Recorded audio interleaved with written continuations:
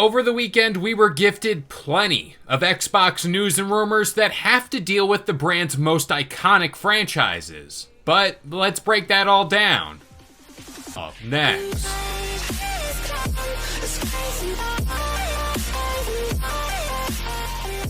What's up, guys? This is Kalo, and I'm here to give you the lowdown on all things gaming. And if you're new here, feel free to subscribe to this channel for weekly video game news content. Drop a like on the video, and welcome to the Level Up. Boy, oh boy. Over the weekend, it seemed like we got a never-ending wave of news and rumors coming from Xbox. We got a lot to get through, so let's get the ball rolling. Up first, a story we talked about just a few weeks ago was this idea of Xbox shipping out this Gears of War collection.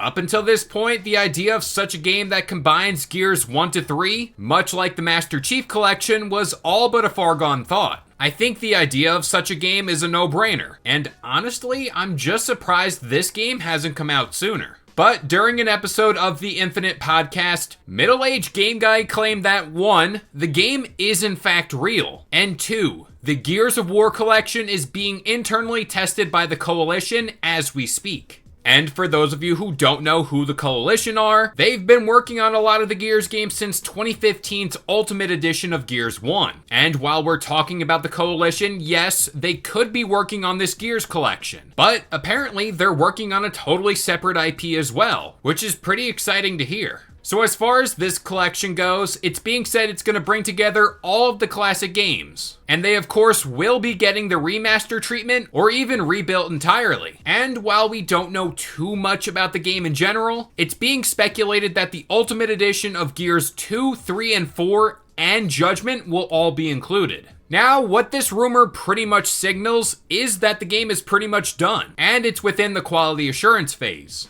That means the game could be ready to ship and hit our consoles within the next few months. But I guess we're just gonna have to wait and see. And quite honestly, if this game is that far along, there could be a very, and I mean very slim chance at this Xbox Developer Direct this week. Who knows, we might get a surprise announcement there as well. Now, like I mentioned earlier, there was just so many Xbox rumors making the rounds, and it's kind of hard to cherry pick which ones to feature today, but let's talk about this old Xbox IP making a full comeback. So again, we will refer back to Middle-Aged Game Guy and the Infinite podcast. This is where he was told that an old Xbox IP from over the last 10 years will be revived. Apparently, it will be a game that's released across multiple platforms, like the Switch and the PS5.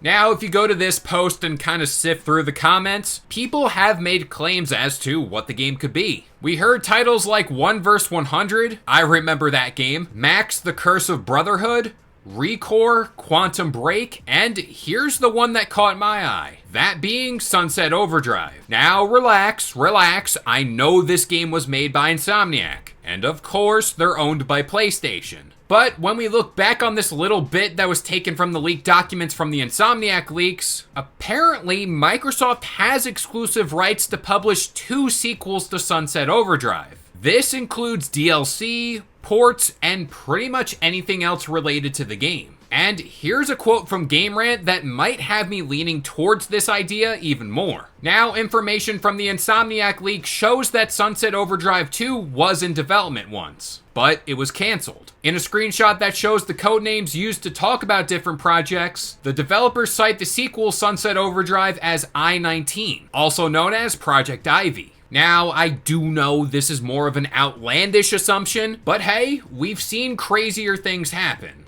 And I'll just slide this one in at the end here. We did cover the idea of a Banjo resurgence. So hey, that might be plausible here too, especially if this game comes to the Switch. But at the same time, keeping Banjo exclusive to Xbox might just give it a really big mascot moving forward. We got a lot more rumors to cover because there were just so many, but keep your eyes glued here tomorrow as we break down the next batch. And hey, with all that being said, I'm gonna pass this question off to you guys. Do you guys really believe we're gonna be getting that Gears collection this year? And what Xbox IP could be at play here?